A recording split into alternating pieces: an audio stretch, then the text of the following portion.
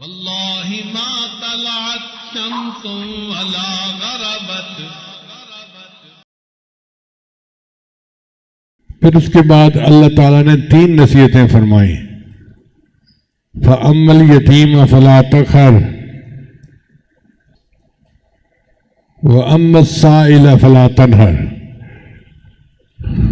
اور سائل کو جھڑکی نہ دیجیے. سائل 2 طرح کے ہوتے ہیں. ایک ہوتا ہے روٹی کا سوال کرنے والا. حدیث مبارکہ میں آتا ہے کہ جو شخص روٹی کا سوال کرتا ہے اللہ تعالیٰ 3 بندوں کی مغفرت فرماتے ہیں. جس نے کمایا، جس نے پکایا اور جس نے کھانا سائل تک پہنچایا. سائل کی مغفرت نہیں ہوتی چونکہ اس سے تو روٹی مانگی تھی، اس کو مل گئی. تو 3 بندوں کی مغفرت. ایک ہوتا ہے علم کا سائل. علم کے سائل کی شان مختلف ہے. حدیث مبارکہ میں آتا ہے کہ جب کوئی طالب علم اپنے استاد سے سوال کرتا ہے تو اللہ تعالیٰ سب سے پہلے اسی طالب علم کی مغفرت فرماتے ہیں.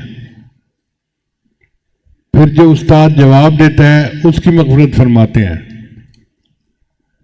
پھر جو کلاس میں باقی لڑکے سن رہے ہوتے ہیں ان کی بھی مغفرت فرماتے ہیں.